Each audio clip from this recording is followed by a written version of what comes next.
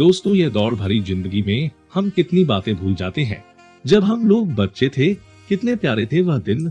ऐसा लगता है 15 अगस्त और 26 जनवरी का महत्व इसलिए था कि पाठशाला में बड़े प्यारे कार्यक्रम होते थे और मिठाइयाँ मिलती थी। हम लोगों को राष्ट्रीय गान में प्रतियोगिता भी मिलती थी।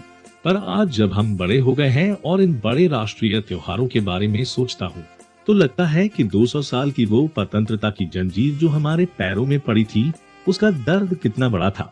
लाखों लोगों की कुर्बानियां हुई, तब जाकर हमें इस आजादी और आजादी के बाद गणतंत्र दिवस मनाने का मौका मिला, जिनकी वजह से हम आज ये दिवस मना रहे हैं। भारत 15 अगस्त 1947 को आजाद हुआ था और 26 जनवरी 1950 को इसके संविधान को आत्मसात किया गया, जिसके तहत भारत देश को एक लोकतांत्रिक, संप्रभु और गणतंत्र देश घोषित किया गया। इसलिए हर साल 26 जनवरी को गणतंत्र दिवस के रूप में मनाया जाता है। गणतंत्र का अर्थ है देश में सभी देशवासियों के लिए समान व्यवस्था और कानून स्थापित करना। हमारे देश में सभी धर्मों, संप्रदायों को समान अधिकार और स्थान दिया गया है। हम सभी के लिए 26 जनवरी एक गौरवपूर्ण दिन है। 15 अगस्त 1947 को हमारा देश अंग्रेजों से आजाद हुआ था। हमारे देश में राष्ट्रपति सर्वोच्च शासक होता है। सभी भारतवासी 26 जनवरी का दिन बहुत ही खुशी और उल्लास से मनाते हैं। देश की राजधानी दिल्ली में अनेक कार्यक्रम इस दिन मनाए जाते हैं। भारत के प्रधानमंत्री, राष्ट्रपति और अन्य नेता देश को संबोधित करते हैं। स्कूल के बच्चे अनेक सांस्कृतिक कार्यक्रम प्रस्तुत करते हैं। रंगारंग कार्यक्रम दर्शकों का मन मोह लेता है। देश के पहले राष्ट्रपति डॉक्टर राजेंद्र प्रसाद ने 26 जनवरी 1950 को 21 तोपों की सलामी के साथ ध्वजारोहण कर भारत को पूर्ण गणतंत्र घोषित किया था। इसके बाद से हर साल इस दिन को गणतंत्र दिवस के रूप में मनाया जाता है। भारत राज्यों का एक संघ है। ये संसदीय प्रणाली की सरकार वाला गणराज्य है। ये गणराज्य भारत के संविधान के अनुसार शासित है, जिसे संविधान सभा ने 26 नवंबर 1949 को ग्रहण किया था और ये 26 जनवरी 1950 से प्रभाव में आया। देश के प्रथम नागरिक यानी राष्ट्रपति गणतंत्र दिवस समारोह में हिस्सा लेते हैं और राष्ट्रीय ध्वज भी वही फहराते हैं। भारत के राष्ट्रपति भव्य परेड की सलामी लेते हैं। भारतीय सशस्त्र बलों के कमांडर चीफ भी होते हैं। इस परेड में भारतीय सेना अपने नए टैंकों, मिसाइलों, रडार आदि का प्रदर्शन भी करती है। भारतीय राष्ट्रीय ध्वज को पिंगली वेंकैया ने डिजाइन किया था।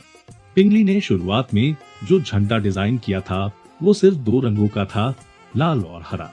उन्होंने ये झंडा भारतीय राष्ट्रीय कांग्रेस पार्टी के बेजवाड़ा अधिवेशन में गांधी जी के समक्ष पेश किया था।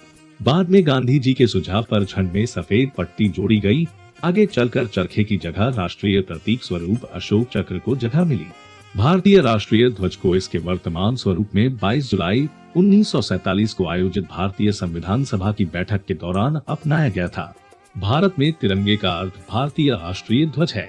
राष्ट्रीय वीरता पुरस्कार भारत में हर साल 26 जनवरी की पूर्व संध्या पर बहादुर बच्चों को दिए जाते हैं। इन पुरस्कारों की शुरुआत 1957 से हुई थी। पुरस्कार के रूप में एक पदक, प्रमाण पत्र और नकद राशि दी जाती है। सभी बच्चों को स्कूल की पढ़ाई पूरी करने तक वित्तीय सहायता भी दी जाती है। गणतंत्र दिवस परेड राष्ट्रपति भवन से शुरू होती है और इंडिया गेट पर खत्म होती है। प्रथम गणतंत्र दिवस पर डॉक्टर राजेंद्र प्रसाद भारत के राष्ट्रपति थे। संविधान लागू होने के बाद डॉक्टर राजेंद्र प्रसाद ने वर्तमान संसद भवन के दरबार हॉल में राष्ट्रपति की शपथ ली थी और इसके बाद 5 मील लंबे परेड समारोह के बाद इरविन स्टेडियम में उन्होंने राष्ट्रीय ध्वज फहराया था। संविधान सभा ने लगभग 3 साल बाद यानी 2 साल 11 महीने और 17 दिन में भारत का संविधान तैयार किया था। इस अवधि के दौरान 165 दिनों में 11 सत्र आयोजित किए गए थे। दोस्तों, आपको ये जानकारी कैसी लगी? कृपया कमेंट करें और आप मेरे हिंदी एशियन चैनल पर नए हैं, चैनल को लाइक करें, सब्सक्राइब करें। जय हिंद दोस्तों, फिर मिलते हैं अगले वीडियो में।